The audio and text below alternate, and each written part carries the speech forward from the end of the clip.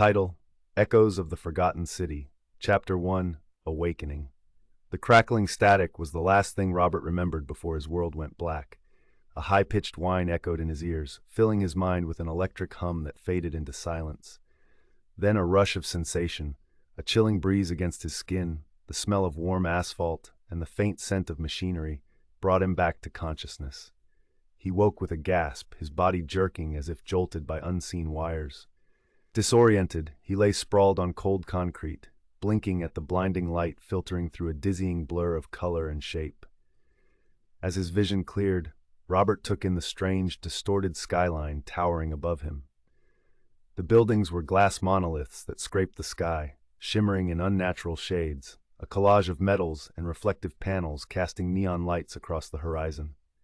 Sunlight cut through smog, creating halos of color that seemed unnatural, almost alien. Robert felt his heart hammering in his chest as he tried to make sense of the landscape.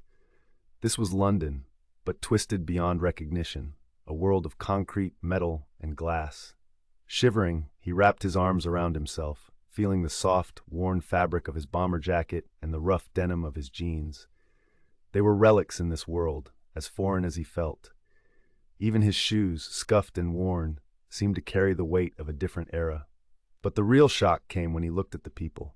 They moved in a ceaseless stream, their faces expressionless, eyes glued to small screens as if entranced. The air buzzed with a cacophony of overlapping sounds, music, voices, the hum of vehicles zipping past, almost silent. Chapter 2: The Photograph. Robert's fingers found the pocket of his jacket, clutching at a photograph. It was old, faded along the edges, depicting a bustling street scene from 1952. Men and women in smart coats and fedoras walked past double-decker buses, laughing, chatting, hands clutching shopping bags and newspapers. In that moment, a desperate longing filled him, a yearning for simplicity, for warmth, for a place that felt like home. But here he was, cast into a version of his city that felt cold, distant, and unwelcoming. He had been 18 and dreaming of exploring London, of feeling the pulse of its ancient streets under his feet, of experiencing the vibrancy his grandfather spoke of. But now, in this future, it felt like those dreams had been swept away in a sea of steel and glass. Determined to understand, he stumbled through the city, searching for a familiar landmark, a reminder of the world he knew. The streets were winding, almost labyrinthine, and every corner revealed something stranger. People hurried past, immersed in a digital haze. Finally, he spotted a building that felt like a lifeline, the library. He pushed open its heavy wooden doors, half expecting them to dissolve into steel as everything else had. Instead, he was greeted by the smell of old paper and leather, a calmness that seemed almost sacred. Chapter 3: Ms. Elmsworth and the Map Inside. Robert wandered through aisles of books, searching for something, anything, that could explain what had happened. He was so absorbed that he barely noticed the elderly woman approaching him until she spoke. "Lost, are you, dear boy?" she asked, her voice like a warm wind chime. He turned, startled, meeting the steady gaze of a woman whose blue eyes sparkled with an understanding he couldn't explain. She introduced herself as Ms. Elmsworth, an unofficial historian, as she called it. Her age-worn face crinkled with kindness as she listened to his story, nodding slowly. "The world's changed, child," she murmured, each word weighted. "But some things never change." Her words felt like a riddle, but before he could ask more, she gestured for him to follow. They walked down a winding staircase into the bowels of the library, through twisting passages and under arches adorned with crumbling carvings. At last they reached a hidden chamber, lit by an eerie, soft glow that seemed to seep from the very walls. Robert's breath hitched as he saw what lay before him. A map, ancient and etched with symbols that pulsed faintly, as if alive. Ms. Elmsworth explained that it was a map from long ago, a remnant of a London that held secrets to both the past and future. "This map," she explained, tracing her finger along an intricate set of coordinates, "is a guide. It shows where fragments of the past can be found, places forgotten yet filled with power. Follow it, and perhaps you'll find your way back." Chapter 4: The Keepers. For the next few days, Robert studied the map relentlessly, each symbol and curve etched into his memory. As he deciphered its secrets, he began to feel a faint hum in the city's energy, like the beat of a heart. His journey soon led him into the heart of a hidden community, a network of rebels dedicated to preserving London's history, a group as loyal to the city's past as he was. The rebels were a ragtag group of young people, fierce and passionate. They wore clothes cobbled together from different eras, carrying devices that allowed them to communicate outside the grid, hidden from the eyes of the authorities. They called themselves the Keepers and took it upon themselves to protect relics of the past, to shield history from being consumed by the march of technology. Among them, Robert found friends: Emily, a fiery-haired girl with a razor-sharp wit, and Leo, a tech genius with a knack for hacking the city's digital systems. Together, they taught Robert the ways of this new world, sharing their knowledge of London's forgotten underground pathways and secret codes etched into the city's very fabric. Chapter 5: The Quest for the Capsule. With the help of the Keepers, Robert unraveled the mysteries of the map. He journeyed through forgotten tunnels, passed by underground stations sealed off and left to decay, and found hidden doorways leading to spaces untouched by time. These places were sacred, fragments of his London preserved in pockets beneath the city's modern shell. The map led him to the last clue, the location of a time capsule buried beneath the city, rumored to hold the final piece of the puzzle. But reaching it was no easy feat. Guarded by a maze of security drones and digital barriers, the capsule lay in an area controlled by the futuristic city's oppressive overseers, who viewed history as a threat to their vision of progress. With the Keeper's help, Robert launched a daring mission to reach the capsule. Emily distracted the authorities, creating a diversion that sent drones whizzing in the opposite direction. Leo hacked the digital barriers, guiding Robert through each step with quiet confidence. Robert's heart raced as he maneuvered through narrow passageways and dark alleys, avoiding the watchful gaze of the authorities. His every step brought him closer to the time capsule, but also closer to the realization that there was no turning back. This journey had taken on a life of its own, and he felt that he carried not only his own hopes, but also those of his newfound friends, the Keepers. Chapter 6: Discovering the Capsule's Secrets. Finally, after what felt like an eternity, Robert found himself standing before the capsule. Its metal surface was worn, bearing a patina of time that gave it a strange, otherworldly beauty. He ran his fingers over the lid, feeling the connection to the past, to all the people who had touched this before him. With trembling hands, he lifted the lid and peered inside. The contents of the capsule were modest, yet each item within carried an undeniable power. He found an old newspaper, its headline speaking of a different era, a pocket watch, stopped at exactly 11:47, a small vial of perfume that smelled faintly of lavender, and, most curious of all, a handwritten letter. Each item felt like a piece of history preserved in amber, waiting for someone to unearth it. His fingers lingered over the letter, carefully unfolding it. The paper was yellowed with age, and the ink was faded but legible. As he read, he realized it was a message to anyone who might find the capsule, a letter filled with words of hope and resilience, urging the reader to remember the value of history and the importance of carrying the past forward.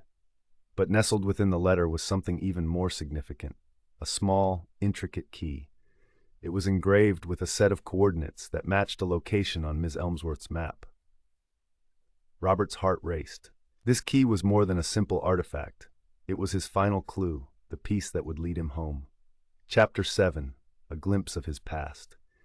As he closed the capsule, a strange sensation washed over him, like a wave of nostalgia and recognition. He looked up and saw, just for a moment, a vision of London as it had once been. Cobblestone streets stretched before him, lamplights cast warm halos in the evening fog, and people walked hand in hand, their laughter mingling with the night air. He saw his grandfather, young and laughing, tipping his hat to a passerby. It was a fleeting vision, gone in an instant, but it filled Robert with a sense of peace, a reassurance that he was on the right path. He now understood that the city's energy wasn't purely technological. It was a blend of history and memory, a harmony between past and present. This future London held echoes of his London, woven invisibly through its streets. Chapter 8: Returning Home. With a deep breath, Robert clutched the key and followed the coordinates it led him to. The keepers stood around him, silent, their eyes filled with a mixture of hope and sadness. Emily gave him a quick hug, whispering, "Don't forget us. We're a part of London, too." With a final glance at his friends and this strange future, he turned the key, feeling the city's pulse grow stronger, drawing him back through the flow of time. In an instant, the world around him shifted. The cold, metallic landscape dissolved, replaced by the familiar cobblestone streets of Oakhaven. He blinked, feeling a tear slide down his cheek as he recognized St. Paul's Cathedral towering above him, its spires catching the early morning light. Chapter 9: The Reunion. As he stepped forward, his senses flooded with familiarity. The smell of fresh-baked bread from a nearby bakery, the distant chime of a clock tower marking the hour, and the soft murmur of people conversing around him. His heart raced as he scanned the bustling street, searching for a glimpse of his family. And then he saw them. His mother, her face lit with the warm, loving glow he'd missed so much, and his father standing beside her waving, their smiles wide and open. Overwhelmed, Robert broke into a run, his footsteps echoing against the cobblestone. He reached them in seconds, throwing his arms around his mother, who pulled him close, her embrace warm and familiar. Tears streamed down his face as he felt his father's hand on his shoulder, strong and reassuring. For a moment, they all stood together, connected by an invisible thread of love and relief. "You're home, Robert," his mother whispered, her voice choked with emotion. He could hardly believe it. He was back where he belonged. The world he'd traveled through, the futuristic London of technology and glass, felt like a strange, distant memory. Yet, it was imprinted in his mind, a part of him now. He could still see the faces of the keepers, his friends who had risked everything to help him. They were the guardians of a history they were determined to preserve, and they had shown him a side of London he would never forget. Chapter 10: Changed by Time. As days passed, Robert found himself adjusting to the slower pace of life, but he felt different, changed in ways he couldn't fully express. His dreams were filled with glimpses of the future London, the iridescent glass towers, the hum of silent cars, the faces of strangers immersed in their screens. But more than anything, he remembered the hidden places, the quiet chambers, and the faces of his rebel friends. One afternoon, while sorting through his room, Robert came across his grandfather's photograph again. He held it, tracing the edges, remembering how it had been his anchor during his journey. Now it seemed more precious than ever. It wasn't just a relic. It was a reminder of how history and memory shaped them, connecting them to something larger, something timeless. "Robert?" His mother's voice called him from the doorway. She looked at him, a warm smile softening her features. "Are you all right?" He nodded, swallowing the emotions that welled up within him. "I'm okay, Mum. Just grateful." As he said the words, he realized how true they were. He was grateful for everything, for the journey, the hardships, and the friendships that had shaped him. Most of all, he was grateful for the connection he'd rediscovered with his family and with the city itself. Chapter 11: A New Mission. Life settled into a rhythm, but the memories of the future haunted him. He couldn't shake the feeling that there was something he needed to do, a way to honor the journey and the people who had helped him. The keepers had dedicated themselves to preserving the history of their city, and Robert realized he could do the same, in his own way. With his parents' support, he began researching London's hidden histories, unearthing stories that had been forgotten. He spent hours in libraries, poring over old maps, connecting with historians, and exploring lesser-known areas of the city. Each discovery felt like a tribute to his friends in the future, a way of preserving their memory in his time. Soon, he found himself guiding others, locals and visitors alike, through London's hidden past, showing them forgotten alleys, relics of Victorian architecture, and ancient taverns still standing. People listened to his stories with wide eyes, enchanted by the history that lay hidden in plain sight. In this way, Robert became a keeper of his own time, a link between the past, present, and future. Chapter 12: A Message from the Future. One rainy afternoon, Robert wandered into a small antique shop tucked away in a quiet part of the city. As he browsed the shelves, something caught his eye, a small silver locket. He picked it up, opening it to reveal a tiny, folded piece of paper tucked inside. His heart pounded as he unfolded it, recognizing the handwriting immediately. It was from Emily. The note was brief but filled with a warmth that resonated with him. "Robert, if you find this, know that we're still here, still fighting to protect the city's history. You've left your mark on us too. We'll remember you always. E." He clutched the note, feeling a rush of emotions. It was impossible, yet here it was, a message from his friends, in a time he could no longer reach. They had found a way to send him a reminder that, across time, they were all connected. Chapter 13. The Legacy of the Keepers. Years passed, and Robert became known as a storyteller, a protector of the city's history. His tours grew in popularity, and people came from all over to experience his tales. He told them of London's forgotten alleys, of ghostly figures and hidden treasures, of lost letters and relics waiting to be found. People came, not just for the stories, but for the way he brought the past alive, as if he had seen it himself. And perhaps, in a way, he had. When he spoke of the keepers, he told their story with a reverence that few understood. To him, they weren't just characters in a tale. They were real, courageous friends who had risked their lives to keep the past alive. He honored them with every story, every tour, every memory shared. Chapter 14. Passing the Torch. As Robert grew older, he found himself mentoring young people, passing on his love for history and storytelling. He encouraged them to look beyond the surface, to find the hidden stories in every corner of the city. Many of them were as passionate as he had been, eager to uncover the mysteries of the past. Among them was a young girl named Lila, who reminded him of Emily, with her fierce curiosity and determination. One evening, as they stood on the steps of St. Paul's Cathedral, he handed her the photograph his grandfather had given him, the one that had started his journey so long ago. She held it reverently, sensing the weight of its history, her eyes wide with wonder as she traced the faded edges. "Take care of it," he said with a smile. "It's more than just a photograph. It's a link to a time, a place, and the people who came before us." Lila nodded, her eyes filled with understanding. "I promise, Robert," she said softly. "I'll honor it, I'll keep telling the stories, and I'll protect the legacy you built." Her words touched him deeply. He could see the same fire in her that had driven the keepers in the future, and a sense of calm washed over him. The stories, the memories, and the history would endure, just as they always had. Through Lila and others like her, the past would continue to resonate through the city, echoing in every street and every alleyway. Chapter 15. The Final Farewell. One cold, clear night, Robert found himself alone on a quiet street, gazing up at the London skyline. He had walked this route countless times, yet tonight felt different. The years had changed him, but the city still pulsed with a life that was timeless, as if holding its breath in anticipation of new stories, new memories. He closed his eyes, feeling the hum of history all around, the echoes of the past mingling with the present. In the silence, he imagined the glass towers of the future, the hum of silent cars, and the faces of his friends from that distant time. Though he knew he would never see them again, he felt a profound sense of peace.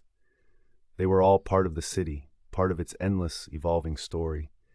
The Keeper's mission would live on through him, through Lila, through anyone who loved the city enough to preserve its past.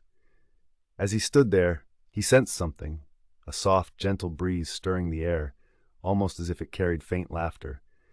In his mind, he heard Emily's voice, laughing with that familiar spark, and Leo's knowing smile flashed before him. He heard Miss Elmsworth's voice, gentle and wise, as if her spirit were woven into the very stones beneath his feet. A feeling of profound calm settled over him.